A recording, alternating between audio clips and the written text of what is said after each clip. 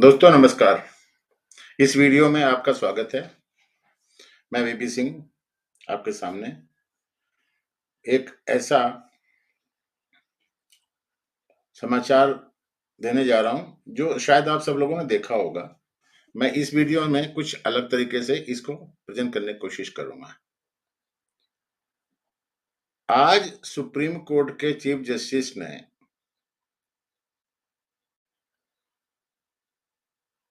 Justice उज्जवल भुयान और justice SV भट्टी को supreme court के जस्टिसेस के तरीके से शपथ दिलाई है।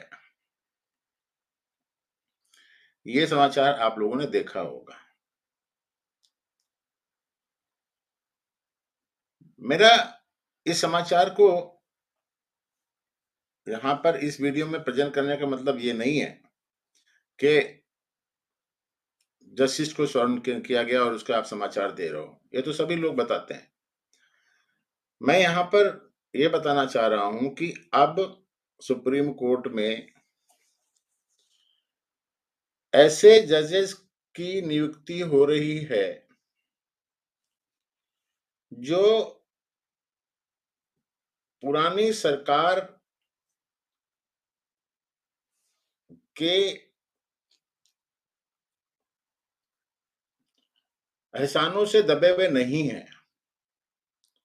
आप लोगों ने देखा होगा कि पिछले साल नूपुर शर्मा के केस में सुप्रीम कोर्ट के 2 जजेस ने क्या टिप्पणी की थी और बाद में जब पब्लिक आउटक्राई हुआ तो अपने ही फैसले को बदल दिया। मैं उन जजेस का नाम नहीं लेना चाहता, बहुत कुछ उसके बारे में बहस हो चुकी है और बहुत कुछ बहस हो जाए, लेकिन विडंबना यह है कि ये दोनों जजेस सुप्रीम कोर्ट के चीफ जस्टिस आने वाले दिनों में बनने वाले हैं। यानी कि उस समय सुप्रीम कोर्ट का क्या व्यवहार होगा वो आप लोग समझ सकते हैं। पिछले दिनों एक और ऐसा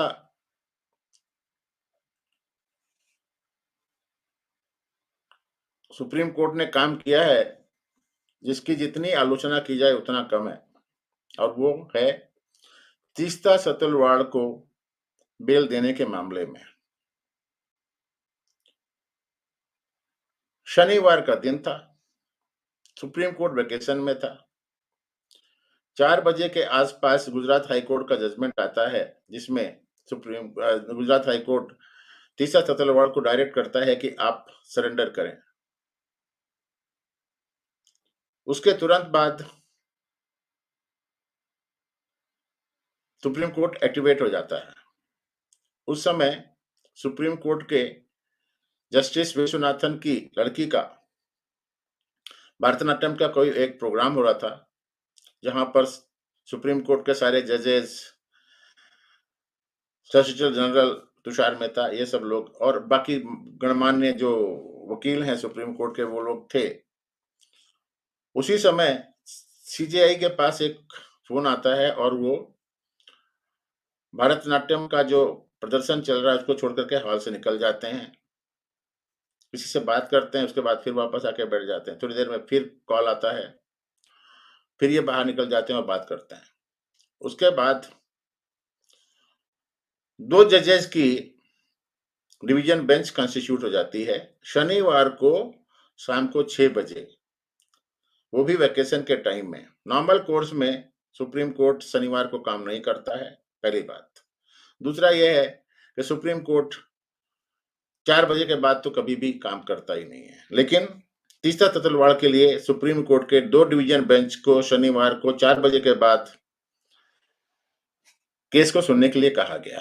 अभी कब केस फाइल हुआ, किसने केस फाइल हुआ, केस पेपर थे कि नहीं थे, हाई कोर्ट का ऑर्डर था कि नहीं था, वो सब अलग बात है। लेकिन बेंच बैठ गई और उस बेंच ने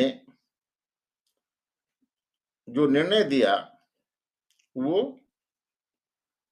एक दूसरे के डिसेंटिंग था, यानी एक जज इस फेवर में थे। मैं उस जज का नाम लेना नहीं चाहता, लेकिन सबको मालूम ही है कि एक जज फेवर में थे और दूसरे जज साहब जो हैं वो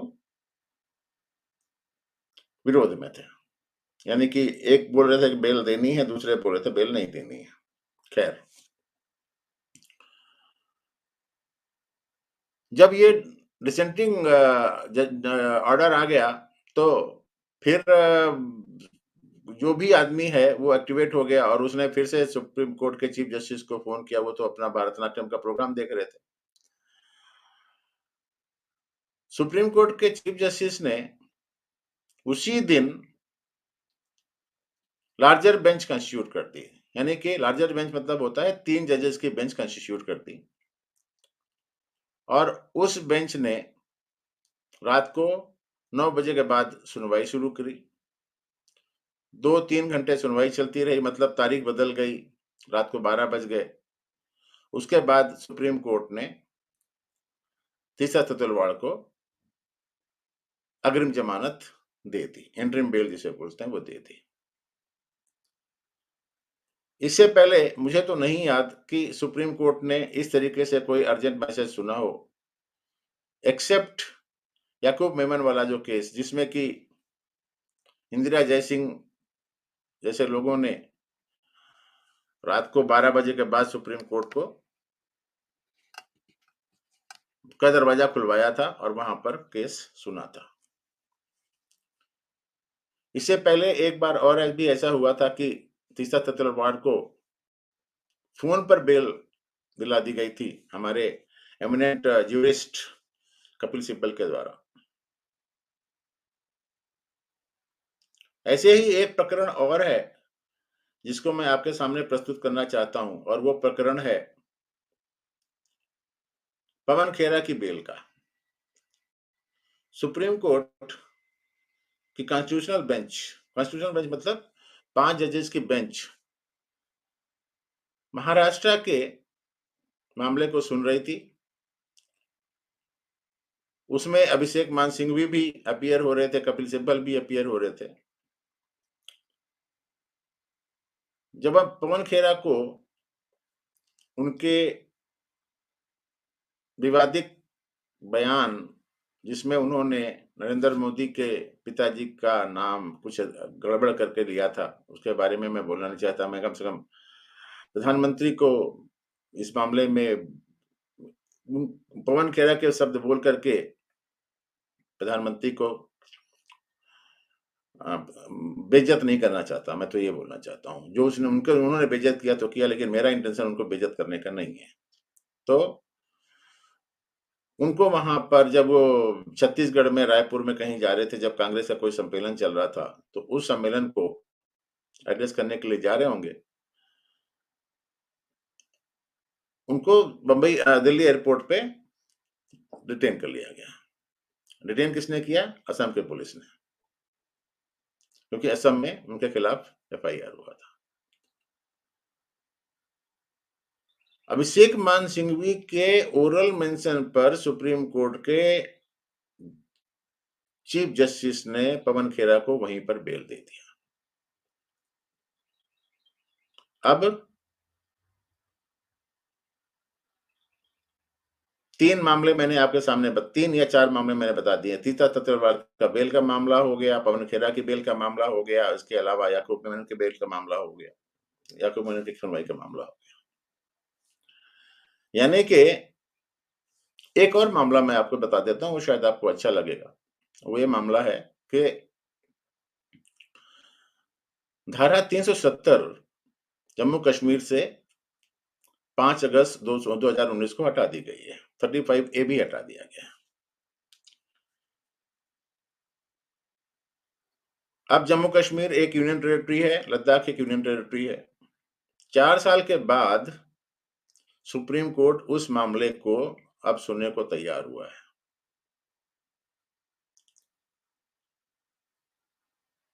मतलब मुझे ये समझ में नहीं आ रहा है कि सुप्रीम कोर्ट देश को चलाना चाहता है, या सुप्रीम कोर्ट जो गवर्नमेंट चुनी हुई है पब्लिक के द्वारा, उसको उसके द्वारा चलाने को देना चाहता है। और इसी परिप्रेक्ष्य में मैं ये बोल रहा हूं कि ये जो सीनियर जजेस हैं सुप्रीम कोर्ट के, उनका एटीट्यूड एंटी एस्टेब्लिशमेंट है। ये दिख रहा है। एक कॉमन आदमी जो थोड़ा सा भी ला की समझ रखता है, वो समझ सकता है कि हाँ, ये गलत कर रहे हैं। लेकिन ठीक है, उनके खिलाफ कुछ हो नहीं सकता, क्योंकि इम्पीचमेंट ही एक ऐसा औजार है जिसके तहत सुप्रीम कोर्ट के जजेस जो गलत तरीके से बिहेव करते हैं, उनके खिलाफ कोई एक्शन ले सकते हैं। लेकिन अभी तक तो जब से भारत रिपब्लिक बना है 1950 से लेकर के अभी तक किसी भी जज को इम्पीच नहीं किया गया। तो ये 2 जज जो अपॉइंट हुए हैं, उज्जवल भुयान और एसवी भाटी, ये लोग शायद उस पुरानी परंपरा को जो सुप्रीम कोर्ट के सीनियर जजेस ने अपना के रखी है, उसको थोड़ा-सा तोड़ेंगे। और मैं तो ये चाहता हूं कि एग्जीक्यूटिव और जुडिशरी में ज्यादा कन्फ्रंटेशन ना हो। सुप्रीम कोर्ट अपनी एक लक्ष्मण रेखा के अंदर रहे और एग्जीक्यूटिव अपनी लक्ष्मण रेखा के अंदर रहे। देखते हैं क्या होता है। तो अब मैं आपको दिखाना चाहता हूं कि वो न्यूज क्या है जिसमें उज्जवल भुयान साहब और ये news in the sense video दिखाना चाहता हूं, जिसमें कि इनको चीफ जस्टिस साहब उनको शपथ दिला रहे हैं। थोड़ा सा 2-4 मिनट का वीडियो है, और अगर दिख जाए तो अच्छा ही है। नहीं, जाने दीजिए उसको, आपका टाइम खराब होगा। वीडियो आपने देख ही लिया होगा, क्योंकि मेरा जो मेरे ख्याल में स्ट्रीम यार्ड जो है वो अच्छी तरीके से ठीक से काम नहीं कर पा रहा है। तो देखते हैं।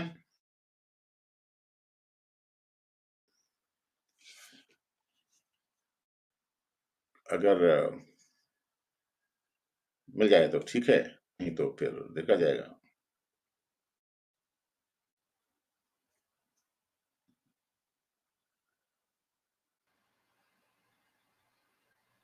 ये मैं ये दिखा रहा हूँ कि देखिए कैसे स्वेरिंग इन सेरेमनी होती है। और स्वेरिंग इन सेरेमनी में मतलब फुल कोरम जो है सुप्रीम कोर्ट के ऑल जजेस वहां पर प्रेजेंट रहते हैं। देखिए अभी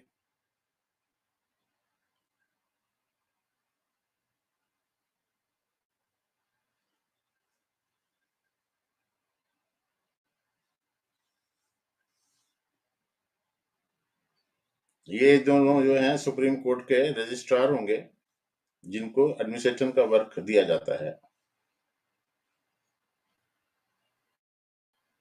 मैं थोड़ा इसको आगे बढ़ा देता हूँ।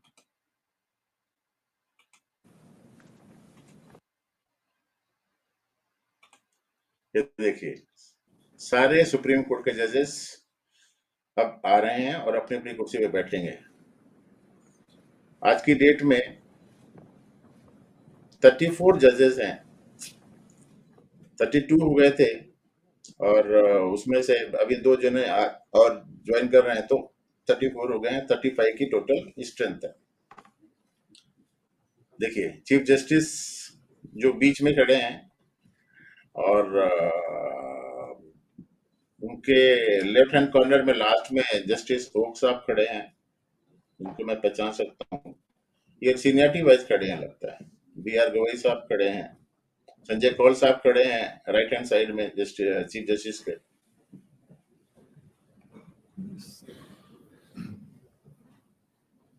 May I have your lordship's permission to commence the proceedings? Communication has been received from Honorable the President of India. The communication reads as follows. July 12, 2023, 21st Ashad, 1945 Shaka.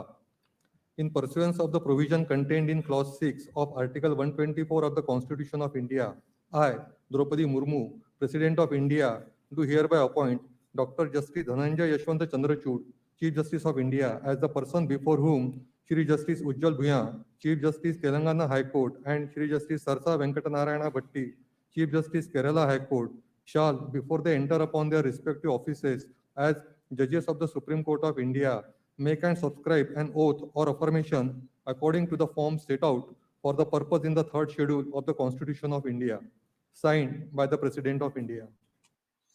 अब यहाँ पर मैं ये बताना चाहता हूँ कि प्रेसिडेंट ही अपॉइंट करता है और शपथ दिलाता है, लेकिन प्रेसिडेंट अपने बिहाफ पर किसी को भी अधिकृत कर सकता है कि वो उसको चीफ जस्टिस या किसी चीफ जस्टिस का किसी को भी अधिकृत कर सकता है कि वो उसको शपथ दिलाए। तो यहाँ पर ये जो पढ़ा गया है उसके हिसाब से यह है कि राष्ट्रपति ने chief justice of India Chandrachud साहब को ऑथोराइज किया है कि वो इसकी शपथ दिलाएं। ये कहना चाह रही है। आगे चलता है। Warrant of appointment of Honorable Shri Justice Ujjal Bhuya reads as under. By virtue of power vested in me by Clause 2 of Article 124 of the Constitution of India, I, Draupadi Murmu, President of India, do hereby appoint Shri Justice Ujjal Bhuya, Chief Justice of the Telangana High Court, to be a judge of the Supreme Court of India with effect from the date he assumes charge of his office. Given at Rashtrapati Bhavan, New Delhi, this 12th day of July in the year 2023, 21st Ashad, 1945 Shaka, in the 74th year of the Republic of India, signed by the President of India. May I now request Honorable Shri Justice Ujjal Bhuya to take oath.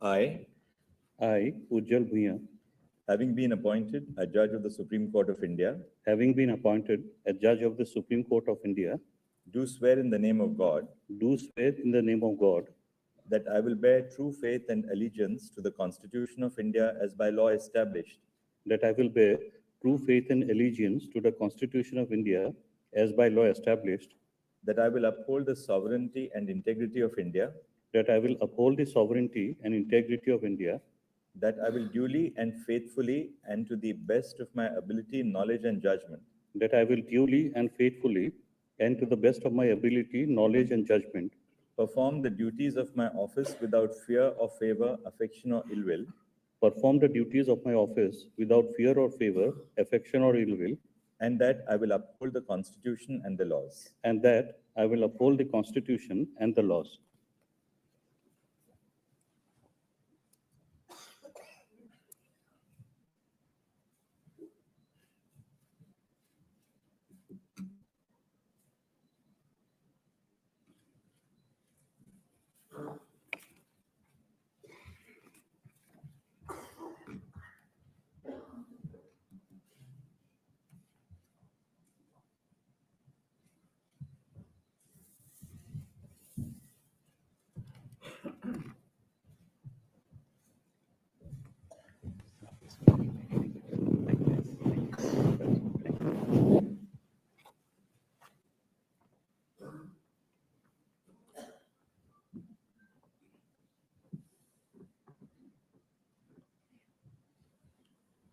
Warrant of appointment of Honorable Shri Justice Sarsa Venkatanarayana Bhatti reads as under.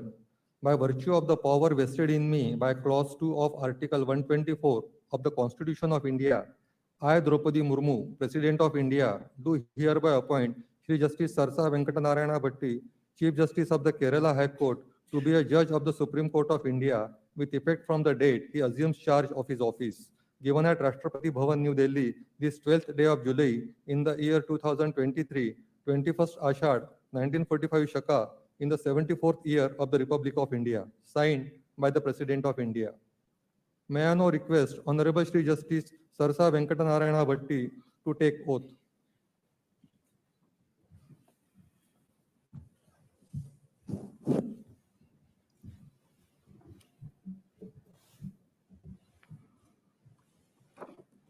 I, Sarasa Venkatanarayana Bhatti, having been appointed a judge of the Supreme Court of India, having been appointed a judge of the Supreme Court of India, do swear in the name of God do swear in the name of God that I will bear true faith and allegiance to the Constitution of India as by law established, that I will bear true faith and allegiance to the Constitution of India as by law established, that I will uphold the sovereignty and integrity of India, that I will uphold the sovereignty and integrity of India, that I will duly and faithfully and to the best of my ability, knowledge and judgment that I will duly and faithfully and to the best of my ability, knowledge and judgment perform the duties of my office without fear or favor, affection or ill will, perform the duties of my office without fear or favor, affection or ill will, and that I will uphold the Constitution and the laws. and that I will uphold the Constitution and the laws.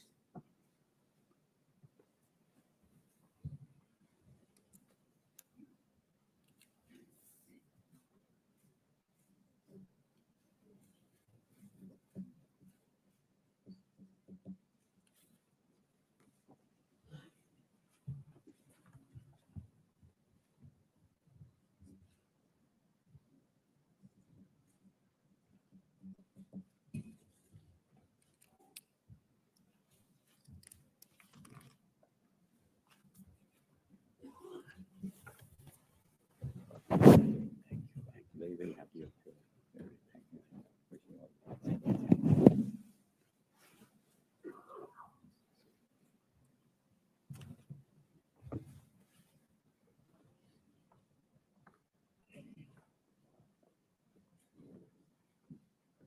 May I have your lordship's permission to conclude the proceedings?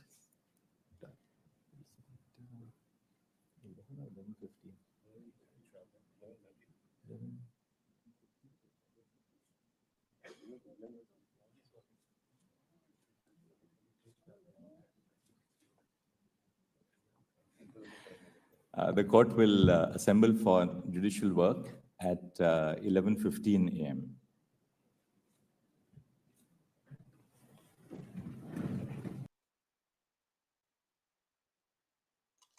तो ये थी proceedings का। अब यहाँ पे मैं बता देना चाहता हूं कि मैंने जस्टिस उज्जवल भुयन के सामने आर्गुमेंट किया है जब वो बॉम्बे हाई कोर्ट के जज थे। तो इसके साथ इस वीडियो को मैं समाप्त करता हूं। धन्यवाद, नमस्कार, मिलते हैं अगले वीडियो में फिर से।